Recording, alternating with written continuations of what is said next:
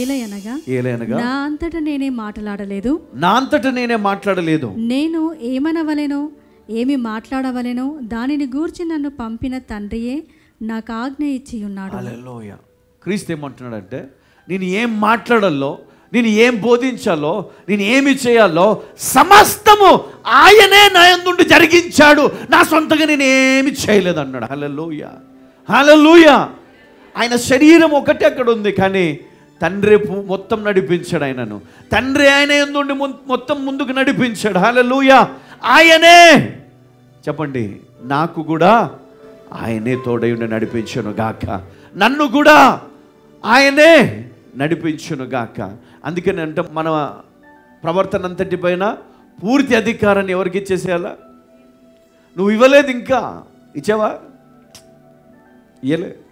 నువ్వు పూర్తి అధికారం ఇచ్చుంటే ఫోన్తో టైంపాస్ చేయవు, రోజు మోకాళ్ళకు పని పెడతావు, కన్నీళ్ళు విడుస్తూ నువ్వు ప్రార్థన చేస్తావు. దేవా, అందరు కలిసి ఆరాధిస్తే ఎంత గొప్ప ధన్యత, ఎంత గొప్ప ఉత్సవము, ఎంత సంతోషము, ఎంత మహిమ నాయన సంఘానికి.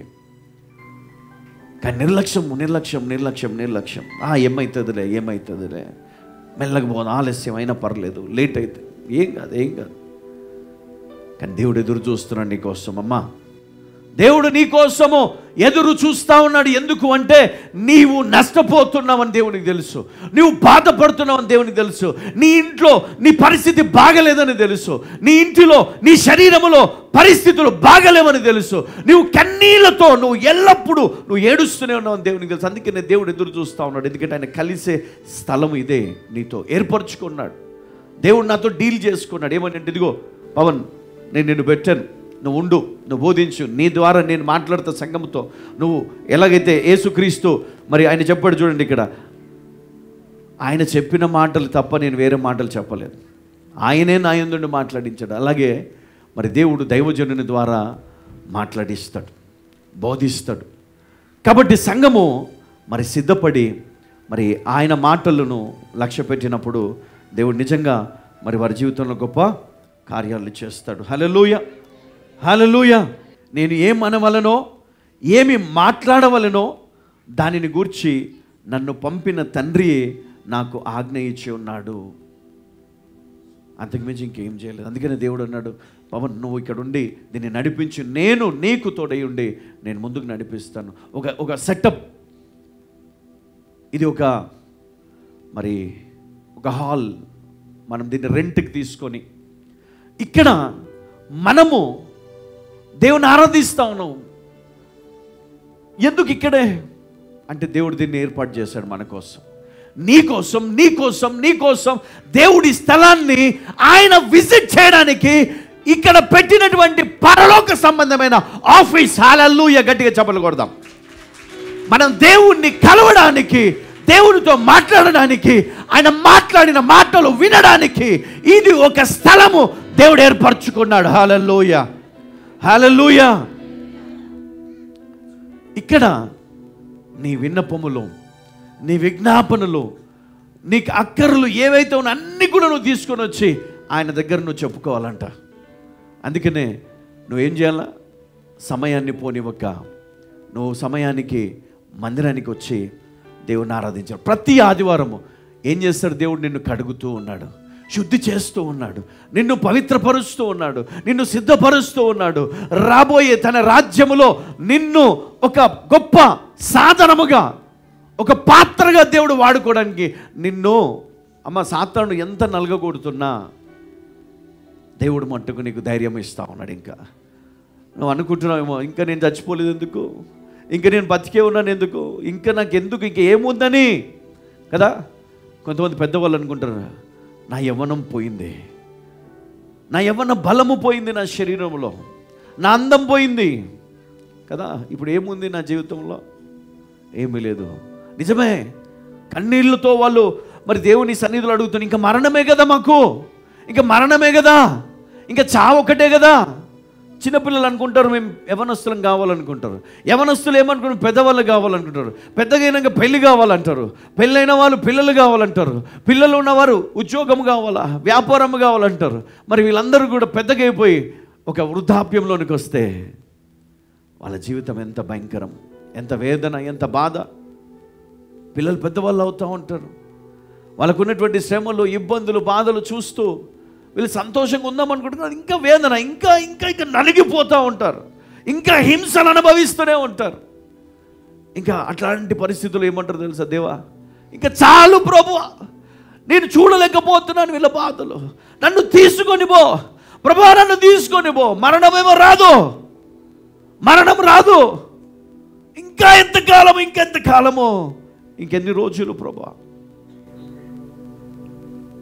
అలాంటి పరిస్థితుల్లోనూ ఉన్నావేమో ఈరోజు. దేవుడు అన్నాడమ్మా, నేను నిన్ను ఎన్నుకున్నాను కాబట్టి ఇదిగో రాబోయే రోజుల్లో, ఇదిగో నేను సిద్ధపరిచినటువంటి రాజ్యములో ఉన్నతమైన స్థితిలో నిన్ను ఉంచడానికి నేను ఇంకా వెయిట్ చేస్తున్నా నీ కోసం. హల్లెలూయా, హల్లెలూయా. ఇదిగో సంఘము ద్వారా నేను పరలోకానికి నేను నిచ్చెన వేస్తున్నాను. హల్లెలూయా. దేవునికి మహిమ కలుగును గాక. ఈ లోకములో అపవాది బహుబలమైనటువంటి మరి ప్లాన్ తోటి వాడు ప్రజలందరినీ కూడా మరి వాని వైపు తిప్పుకుంటున్నాడు. అయితే దేవుడు అంటున్నాడు, జాగ్రత్తగా, జాగ్రత్త, లోకాన్ని చూసి మోసపోకండి, లోకం వైపు వెళ్ళి మీరు పతనమైపోవద్దు. ఇదిగో నా వైపు తిరగండి. నేను మీకు చెప్పు మాటలు నేను కాదు, తండ్రి నాకు ఇచ్చిన మాటలు, నాకు బోధించిన మాటలు, నేను మీకు చెప్పాల్సిన మాటలనే ఆయన నాలో పెట్టి నా ద్వారా జరిగించాడు. హల్లెలూయా. 50వ వచనం, మరియు ఆయన ఆజ్ఞ నిత్య జీవమని నేను ఎరుగుదును. ఆయన ఆజ్ఞ నిత్య జీవమని నేను ఎరుగుదును. కనుక నేను చెప్పు సంగతులను తండ్రి నాతో చెప్పిన ప్రకారము చెప్పుచున్నాను నేను. హల్లెలూయా. ఏది కూడా యేసుక్రీస్తు తన సొంతంగా చెప్పలేదంట. ప్రతిదీ కూడా తండ్రి చిత్తము, తండ్రి ఏర్పాటు, తండ్రి చెప్పిన మాటలే ఆయన చెప్పాడు. అయినప్పటికీ ప్రజలు నమ్మలేదు. అందుకే క్రీస్తు మరణాన్ని ఆయన ఆశ్రయించాల్సి వచ్చింది. ఒకవేళ ఆనాడు ప్రజలందరూ గ్రహించినట్లయితే, ఆయన యందు తండ్రిని చూసినట్లయితే, మరి ఆ పరిస్థితి వేరుగా ఉండేది, ఆ విజయం వేరుగా ఉండేది.